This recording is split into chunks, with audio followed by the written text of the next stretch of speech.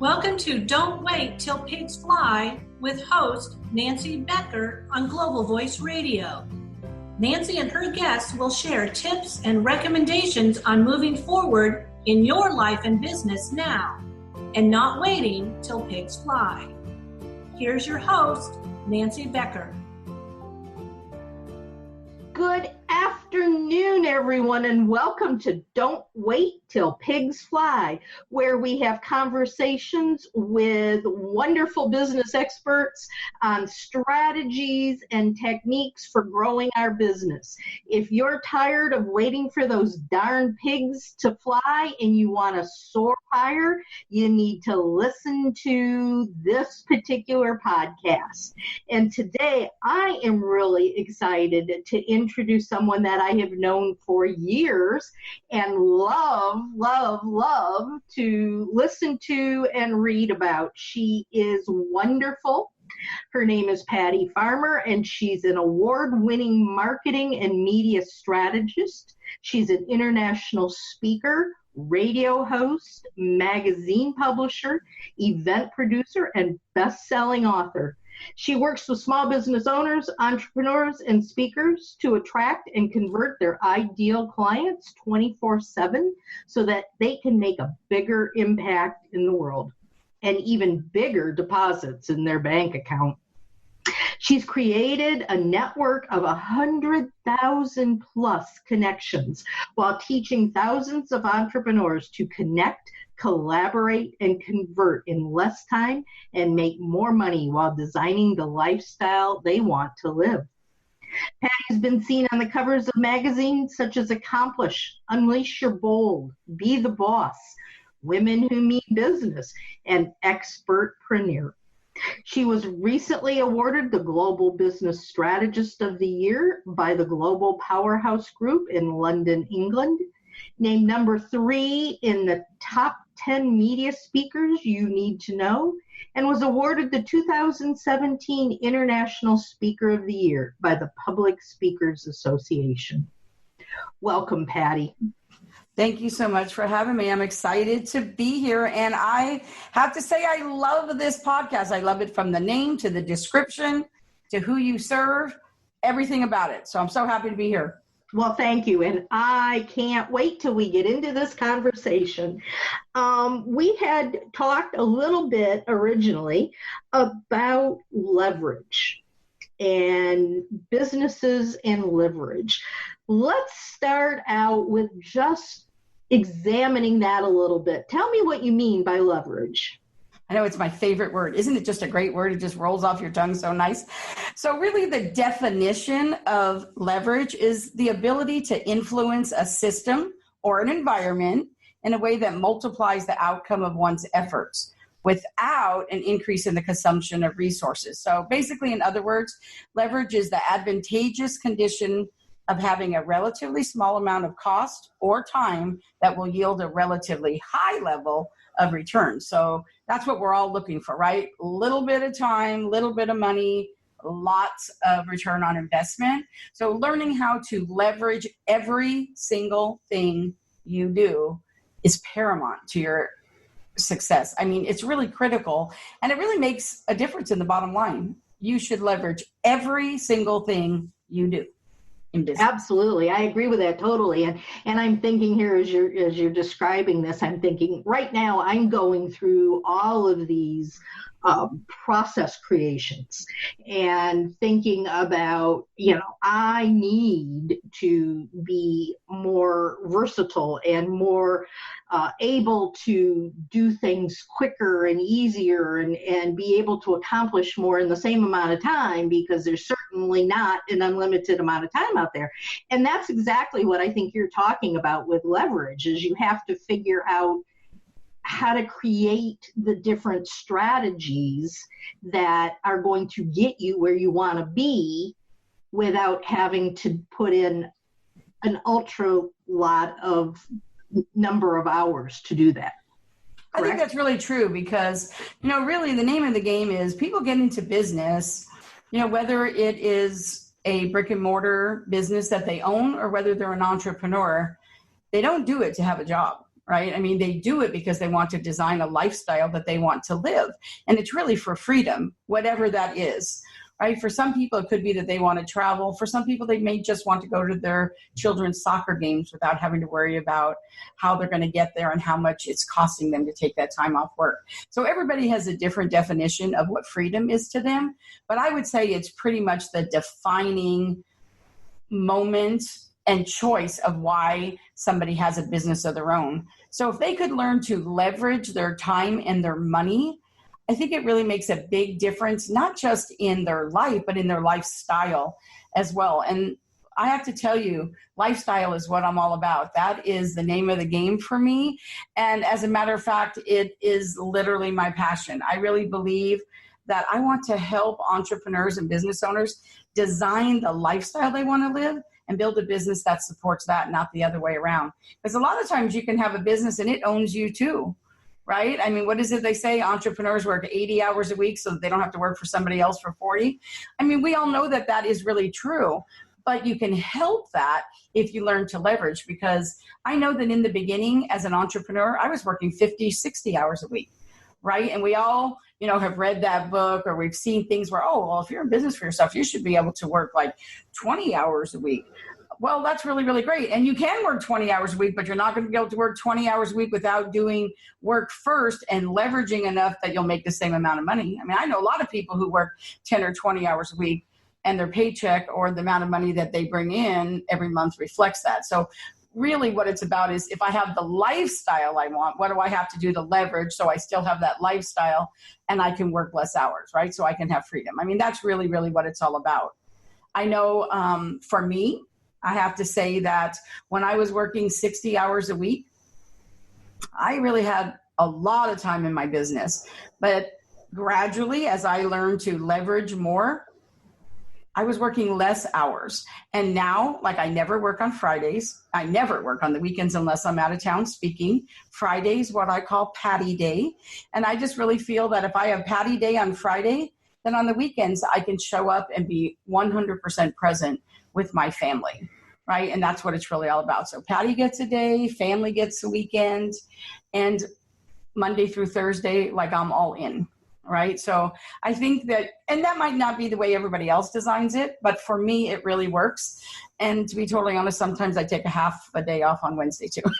But I mean, it's really all about how do you leverage and how does that affect your return on investment. So it all depends upon what you're doing too. I mean, if you only have one thing to leverage, obviously it's not the same as if you have 10 things to leverage, right? So it's really all about that leverage and strategy. That's my other favorite word. Those two words are really, really great. But to tell you the truth, I think a lot of that, what is important is when you're designing it or creating it, that you figure out the leverage first. Like, what's the strategy on how you're going to leverage it before you even do it?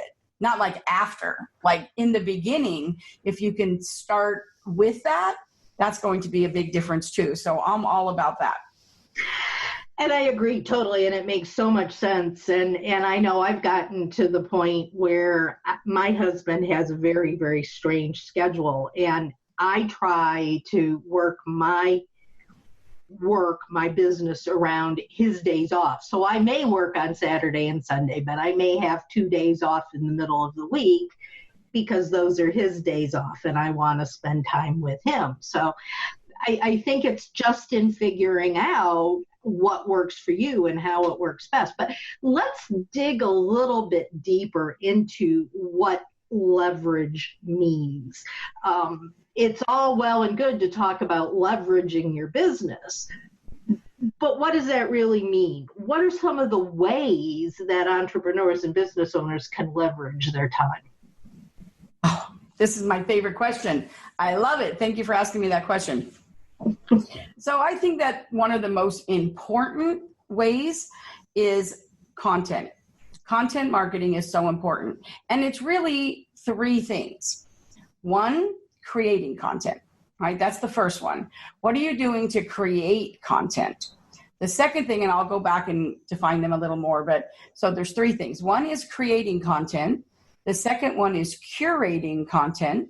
And the third one is repurposing content. And those three things are key. So let's take them individually. So creating content, that means original content. So whether it's a blog post or whether it is a podcast like this or a digital magazine, there's a lot of different things. You know, both you and I both have podcasts and magazines, right? And that is a really, really great way to leverage. Then there's curating content. Curating content means it's not your content originally, but you put your spin on it. And here's an example of that. I curate content all day long on social media.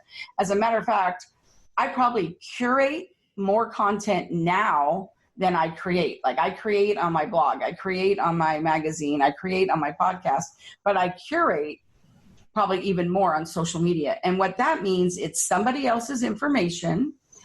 For example, somebody else's magazine or somebody else's blog post with you putting your spin on it. So here's an example. So say somebody wrote a blog post. So I didn't even write it, but somebody wrote a blog post on top 10 ways to market your podcast. Okay, so say somebody did that. I would read that and maybe I would read it and I'd say, wow, I love number 2, number 4, 6 and 7. I don't agree at all with number 9. And maybe I should start doing number 10. Now I'm going to tell you, if I just posted on social media, top 10 ways to market your podcast, there'd be people who would read it, right? There'd be people who may even share it.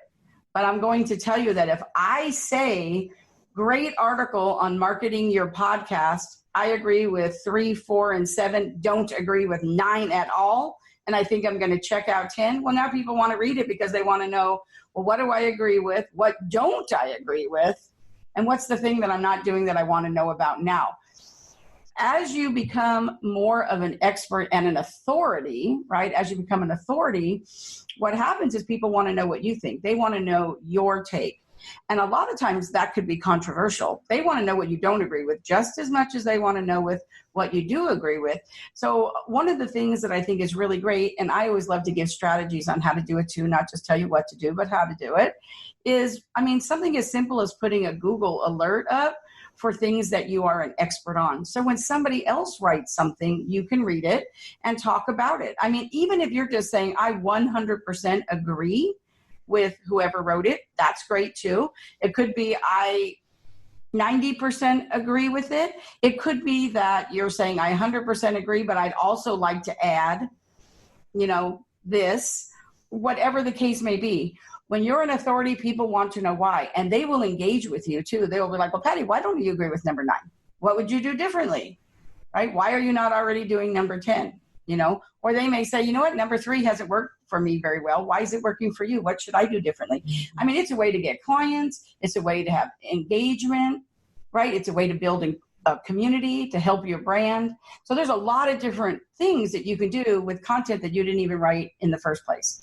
So I have to tell you, I tell people all the time, if they say to me, oh, Patty, I don't really blog yet, or I don't do this, or I don't do that. Great. You can start with curating content that you don't even write. You do have an opinion. Everybody has an opinion, right? So really, honestly, use that. And then one of the things that I use hashtags for this all the time when I'm curating content. So for example, say somebody asks a question, say in a Facebook group, right? They ask a question and I have an answer or at least an opinion. I'll write it. Here's my opinion, whatever. I'll write my expertise, so to speak. And then just to soften it a little bit. So I'm not saying, oh, I'm so smart, you should listen to me, right? To soften it a little bit, I use a hashtag that says my 2 cents.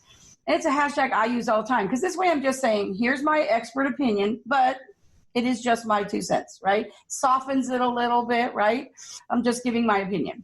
And I think that really, really works a lot, right? People do it. Sometimes when I say something controversial, and I'm not agreeing, then I use the hashtag just saying, right? Hey, I'm just saying, right? So there's a lot of ways that you can soften tone when you're writing, because we all know that tonality is so important when we're writing. So that's curating content.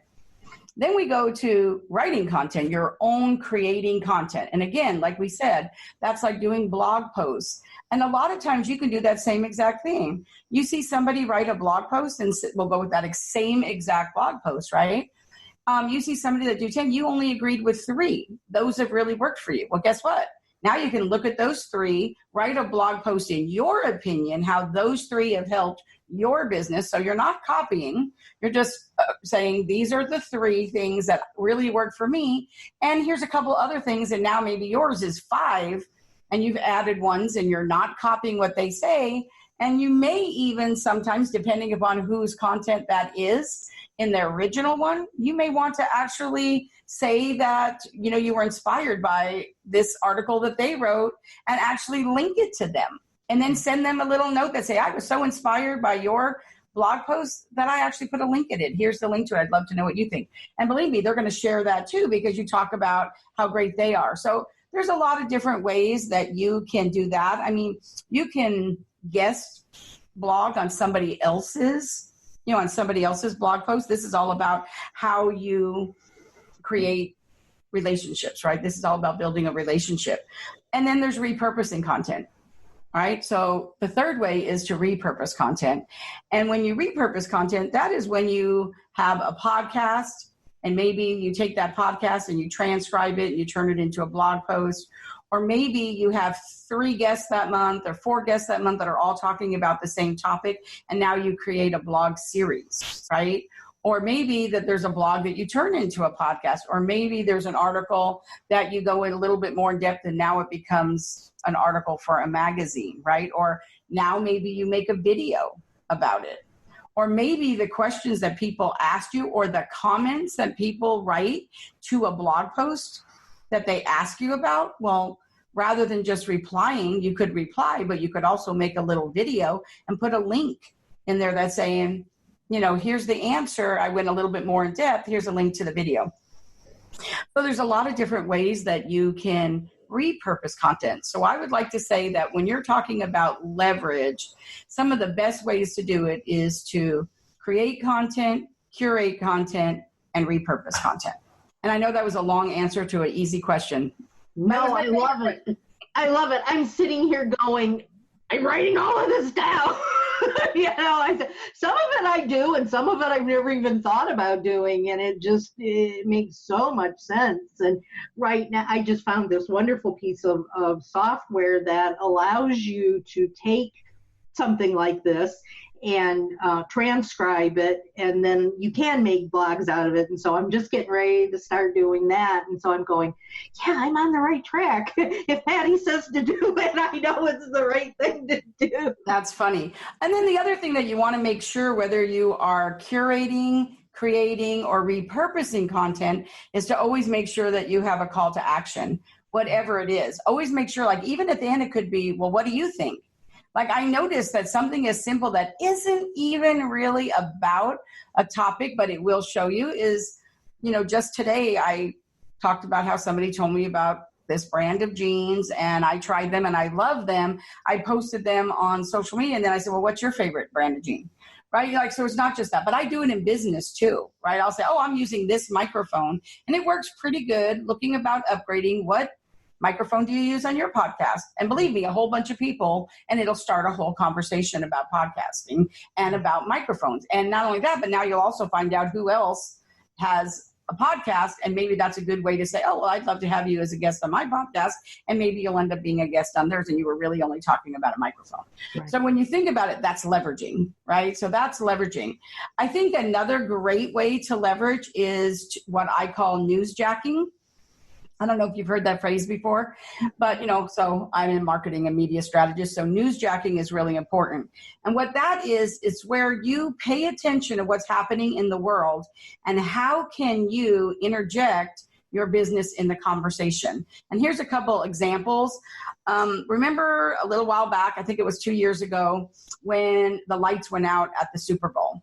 Literally within 5 minutes, Oreo came out like in 5 minutes and said, you can still dunk Oreos in the dark, right? And when Southwest had that issue that happened last year about them having to take that customer off the plane, I mean, immediately the next day they had a huge campaign that said, or it was another company, excuse me, it wasn't Southwest. It was another company that had the person come off the plane, but Southwest newsjacked it and said, we beat up on prices, not you. Right. Oh. And so they interjected that in there. So for an example, I have a client, not this hurricane right now, but the last one, hurricane. She lives in Florida, and there was a huge issue, right? It was that really, really bad hurricane, and everybody was talking about, being prepared for an emergency and being hurricane ready. And were you being prepared? Every newscaster, every journalist was talking about it, and they all wanted the edge, right? They're trying to find a reason why you should listen to them. And I told my client, we're going to newsjack this. And she said, well, she was a financial advisor. She's like, well, what are we going to do? I mean, I live here in Florida, but how is that going to? I said, we're going to contact all of your local media, and we're going to pitch to them that, yes, it is important to be ready for an emergency when you're talking about a hurricane, but you should also be ready for any financial emergencies you have as well. And are you prepared for that? We literally got her on all the news channels, and she ended up being able to leverage that to being asked to go to Capitol Hill and talk about that in Washington, D.C. So when you think about that, you can leverage a lot of things. So just ask yourself, what is that? Another example is, so February is Heart Month, right? October is Diabetes Month, Awareness Month. We know that those months belong to those. So media, they're preparing months ahead of time. Like, they're not worrying about that in October. They're prepared. So if you know when that is and you have a calendar, you can go to Google and type in looking for calendar of media. You will actually find every month, what is that? What are they talking about? And so say you are a wellness person in any way, shape, or form, right? Mm-hmm. And you ought to be able to pitch that during Heart Month, right? What can you talk about? Heart healthy smoothies, right? Heart, whatever. And, Diabetes Month, I mean, every wellness practitioner should be able to talk about something that has to do with wellness and diabetes. So think about what is happening that month and what can you be talking about, right? Just to give you an example, something even more simple, but the same thing is, a couple months ago, it was probably the most engaged post I'd ever put on Facebook. And it was National Iced Tea Day. And I drink iced tea. I love iced tea. I'm a connoisseur of iced tea. I love it. And I literally got on Google and I said, iced tea recipes. And I got this article, and the pictures were like these beautiful glass mason jars with fruit in them and iced tea. I mean, beautiful. That had all these best recipes. And I literally posted, it's National Iced Tea Day. My favorite flavor of iced tea is XYZ. Here's some recipes for you to enjoy. But what I want to know is, what's your favorite recipe or your favorite thing? I had over 300 people right in there. Because how easy was that? Oh, my favorite flavor is peach. Oh, my favorite flavor is this. We have a family one. This is how I make it. Whatever. But this is how you get people to engage with you. And here's something that a lot of people don't know. When people engage with you, whether it's about your business or not, because you are talking about your personal profile, right, on social media, what happens is when Facebook, with the algorithm the way it is, when they see all these people engage with you, well, the next thing you post, which could be a blog post or something that is about your business, you're going to get it in front of a lot more people because of that engagement. So whenever I'm getting ready to post something that I created, not curated, but created, like this week, I'm getting ready to launch my magazine. So there'll be a lot of posts that are going on that I'm going to create engagement so that when I launch my magazine this week, this issue, it's going to show up in more of people's profiles on their wall. So you got to be able to work the system and be able to leverage it. So sometimes we don't like Facebook's algorithms, but we have to learn how to leverage it. Well, and that was one of my questions I was going to ask you, talking about all these different posts and doing the different kinds of things. I know that everyone has their own views and values, but is this all something that you do mostly on Facebook? Do you use LinkedIn for these things? What are the venues that you use, the formats for doing this? That's a great question. So people, that's probably the number one question I get asked too. What social media platform should I be on? The simple answer is you should be on whatever social media platforms your clients are on, your potential clients are. That's where you should be, right? That's the answer. For me, even though people who are connected to me say, Patty, you're on social media all day, all of them, aren't you? I am on all of them, but where I spend the most amount of time for me personally is on Twitter. And I know people are so surprised when I say that, but 78% of my closed business, that means sales, originates on Twitter. Now, I have never sold a thing on Twitter, so that's kind of funny, but it originates on Twitter, and then I move it to LinkedIn or to Facebook, wherever it's appropriate. But I'm going to tell you, in my opinion, Twitter is the greatest lead generator ever. So is LinkedIn, and Facebook is where you build relationships, right? And so here's what I always like to say. When people ask me that question, I say, why are you not asking the people that you serve? And I always say to them all the time, so where do you hang out? What's your favorite social media platform? And I let them tell me. And whatever they tell me, that's where I connect with them. I don't need to connect with them on every single social media platform. I only need to connect with them on the social media platform they just told me is where they hang out. So that's really kind of how I do it. I think it's really, really important to focus on that. So that's what I do. So with that said, leverage it where it needs to be leveraged, but know where your people are, because that's really all about knowing who your audience is. And here's something I'm going to say. People talk all the time about target market. You want to make sure that you're talking in your brand's voice, right? Always talk in your own voice. But with that said, it isn't just about having a target market. Target market's important, right? Your target market are people who have a problem that you have a solution to. That's pretty much the definition of your target market. But what I want to say is I think you need to take it deeper than that. And really, honestly, you need to know who your buyers are, because your buyer market is a little bit different. It's people who have a problem.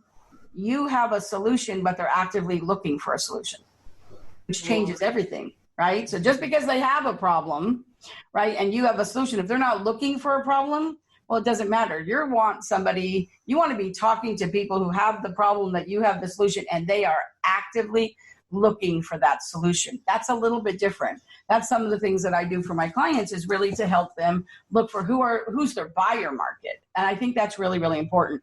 So the same thing goes for content, like what we're talking about, and how to leverage. Make sure you're leveraging the right market to the right market, for sure, in your own voice, and then find other influencers, because we all know that the game changer is always in collaborating with others. How you can multiply your time is to really be able to do something with somebody else. And you and I were just talking about this before we got on this podcast. You have a magazine, I have a magazine. You have a podcast, I have a podcast.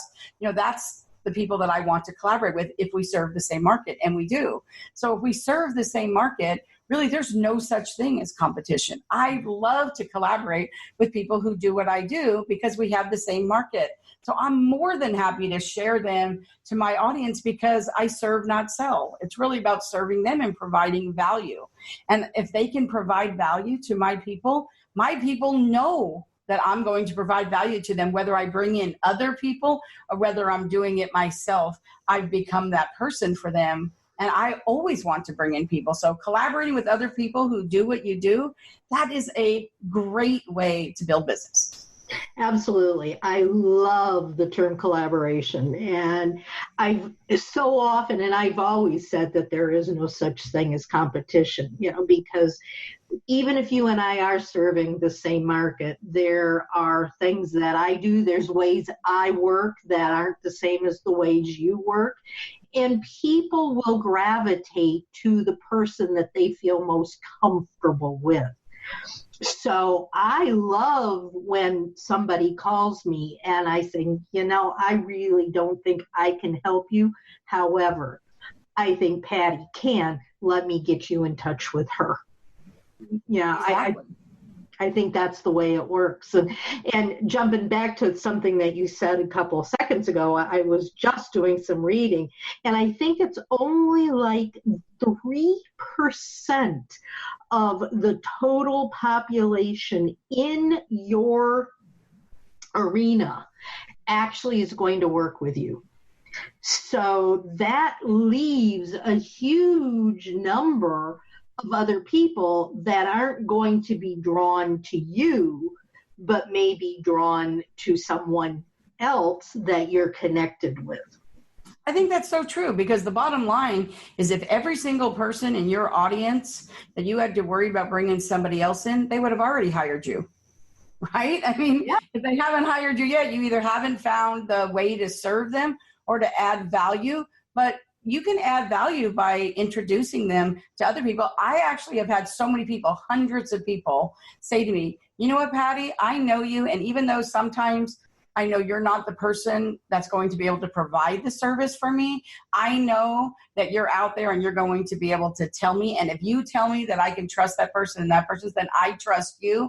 And by that, when you endorse somebody, I know that I can trust them. That's why it's so important to make sure when you put your name behind somebody and you endorse somebody else, that you know that they have integrity, because your name is at stake there. So I'm very careful about who I endorse, but I'm going to tell you, I do introductions every single day. I would have to tell you, I'm a master people connector. And one of my quotes that I say all the time is, if we should strive to be a people connector, not a business card collector.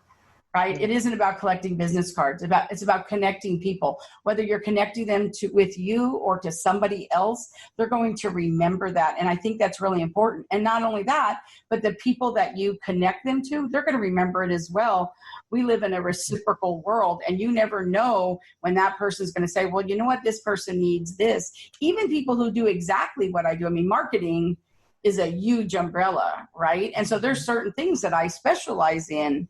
And so there's a lot of times somebody will come to me and they'll say, you know what, Patty, my client needs this. And one of the things that is so important for me to realize is they're my client now, the person who sent them to me.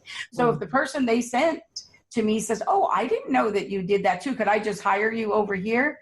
There's no one client that's worth the relationship that I've built with the other person who's in marketing too. My integrity is on the line there. So never will I do it. I'll say, oh, well, actually, let me edify them, right? I always edify the person who sent them to me and realize they're actually my client. I'm providing the service for the person they sent, but the reality is they're my client. That's the relationship I built, and no one transaction is ever worth, closing down a relationship that you built. We live in a relationship world. As a matter of fact, what I truly believe is lead with contribution. Compensation will follow always. And the other thing is, in today's business environment, the currency that we use is relationships. And one of the things I like to ask people all the time is, if currency is the relationship in today's business environment, how fat's your wallet? Is your wallet full or is your wallet empty because you're so worried about what you're doing that you don't know how to collaborate, you don't know how to leverage, you don't really know how to know that you don't have to do it all yourself. I mean, if it takes a village to raise a child, it takes a tribe to build a business, right? So we don't have to do it by ourselves, and that's a wonderful thing. Absolutely. Well, and I can't think of the name exactly, but because it's an old Christmas show that's been on since before I was even around, but I think it's like Miracle on 32nd Street or something. 34th Street. That's the premise of that movie is, that somebody wanted something at one of the stores and Santa Claus said, we don't have it there. Macy's, and he said, go to Gimbel's. And he got so many more people coming into his store because he was good enough to send them off to the other store because they didn't have something. And I think we need to remember that and think about that when we're in business too. It doesn't make sense to hold on to something so tightly that we can't breathe. And we should be a trusted resource. And that's what you're describing is what I call a scarcity mindset. And you really have to have an abundance mindset. There is plenty of work for everybody. There's plenty of business for everybody. I mean, we live in a world where how many people do the same thing? People always want to work with somebody that they feel is a good fit for them, that they resonate with. So be true to your voice, really, so that people can get to know who you are. And I have to tell you, even as a speaker, when I became a speaker, that became clear to me. I really thought when I first became a speaker 6.5 years ago, I was afraid. I mean, that was my biggest fear, was did I want to add speaking to my marketing strategy? And when I became a speaker, I thought, oh, I'm not this eloquent person who's going to make 3 points and have a pregnant pause and all this kind of stuff. It really isn't who I am, as you can tell from listening to me talk, right? But after a very little while, I realized that it wasn't about changing me to speak like somebody else. What it was speaking in front of people who needed to hear it the way I said it. And that's just really knowing who your voice is. Don't try to fake anybody else or try to be like somebody else. Find your people and they will love you. Absolutely. And I hear that so often, and it is so true. And the more that I feel, for years, I've always talked about flying pigs. And for years, people would tell me, oh, that's stupid. That makes no sense. It's ridiculous. It's childish. It's not business. It's not professional. So I took it away. And I finally, a few months ago, went, that's me. You can see in the background all the flying pigs I have back there, you know. And I said, that is really how I feel about things. And that's really how I want my brand to be. And it's unforgettable. Who's going to forget that name? Yeah. Right? I mean, it's a great name because who's going to forget it? And as soon as you tied it to the story, like how many times have somebody thought, oh, I'm going to be a chef when pigs fly, right? How many times do we say that or think it? Even if it's not those exact words, it is very, very memorable. And it's definitely you and your voice. Yeah, and the number of people that have started coming to me and the number of people who have said, I love it, that's great. It's been a total reversal of things. And it's because I finally found my voice. I finally found myself. I finally quit listening to all of those other voices out there and said, this is what I am.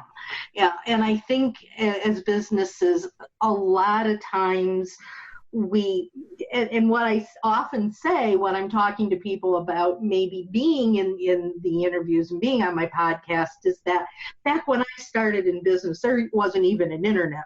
I worked on computers with punch cards, you know, and if I wanted to learn something, I went to the library or I did it and did it and did it and failed and figured out something and did something else, and just this whole cycle of over and over again. Now, on the other hand, we've got so many things out there that are all telling us do this and do this, and that we still don't know what to do because there's so many voices. And I think we have to figure out our own voice and figure out, as you're saying, who is going to resonate with us. And not only that, you need to focus on what makes you unique. That's what's important. And then here's how you leverage that. Then you find influencers, right? You find influencers whose that voice is going to resonate with them as well. Because it's not just about working with people who do what you do. It's also, and probably even more importantly at times, to work with people who serve your audience, but in a completely different way. So say, for example, somebody who is a web designer, right? For them, maybe they should be working with graphic designers, because when you have a website, you need graphics too. And copywriters, because a lot of times people don't know how to write copy. So there's a lot of different people. So you have the same audience, but you serve them in a completely different way. So really, honestly, having your voice is really important. But if one copywriter, copywriters, I mean, that's what they do, right? And so I think it's really important to know who your people are. And sometimes, you have to go through a few to find them. But I think part of that is it makes it a lot easier process if you know your voice. Yeah. Right? If you know your voice and who you are. And I think that's really important. I know a lot of times people said to me in the beginning, you want to know what's just so different about you, Patty? And I'm like, no, what's different about me, right? And I've been told many, many times, you really call us on our BS, but you do it in the most loving, nurturing way. It's like we know how much you care and how much you love us, but at the same time, you don't let us do ourselves a disservice by just feeding our own story, right?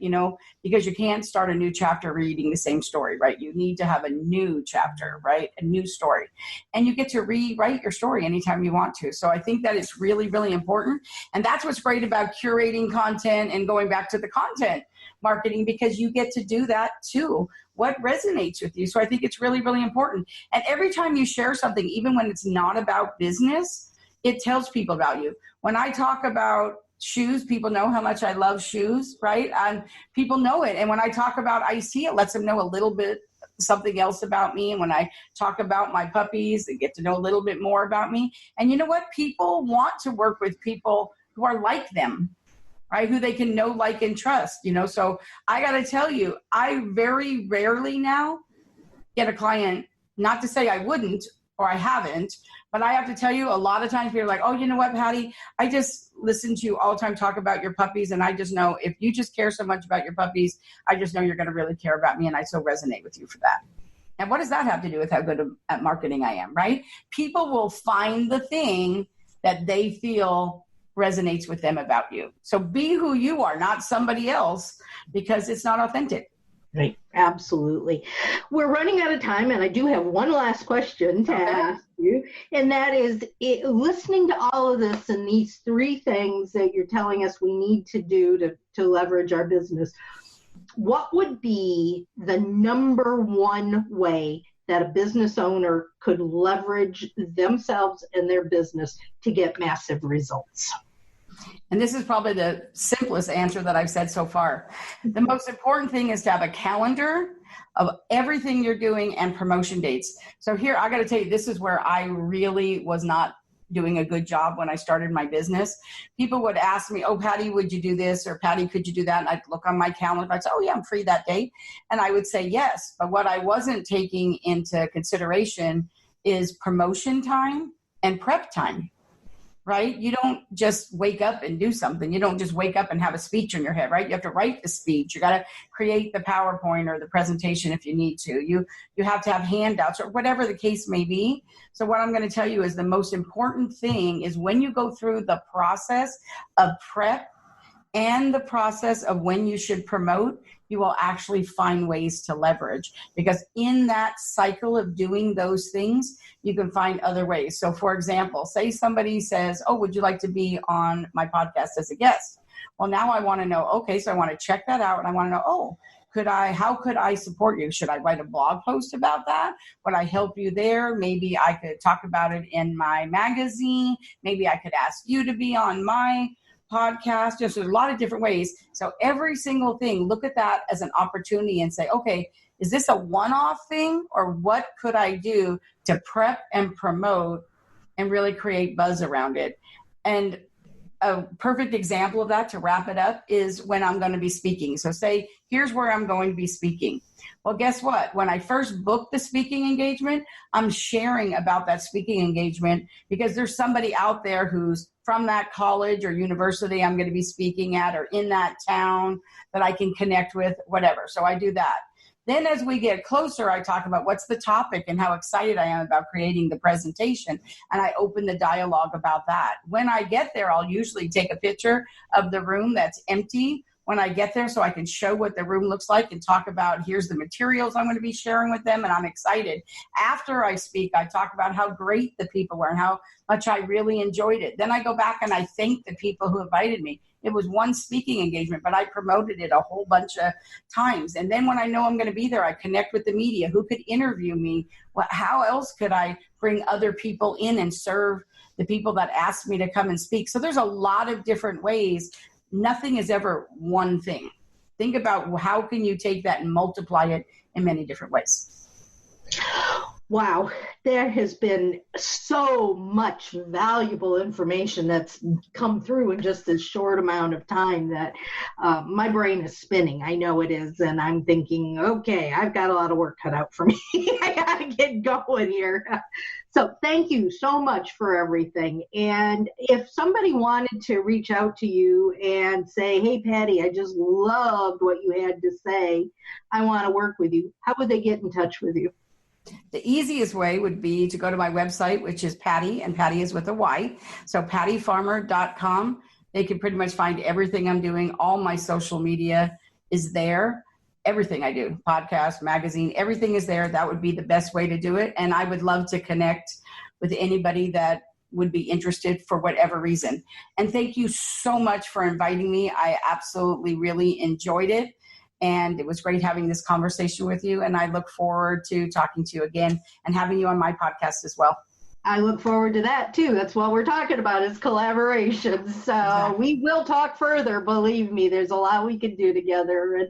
And so I want to thank everyone again today for listening to us at Don't Wait Till Pigs Fly. We are live on Thursday evenings at 5 p.m. on Spreaker, iHeartRadio, SoundCloud, and Spotify. And as of last weekend, I believe we were also being heard on iTunes. So until we meet again, if you have any questions, leave them in the comments below the podcast. Or as always, you can get a hold of me at nancy@don'twaittillpigsfly.com. And listen to what Patty had to say today. Do some of the things that she suggested, and I can guarantee you will soar higher. Until we talk again, guys, thank you so much, and we'll see you soon. Thank you for listening to Don't Wait Till Pigs Fly with host Nancy Becker. Join Nancy every Thursday at 5 p.m. Eastern on Global Voice Radio.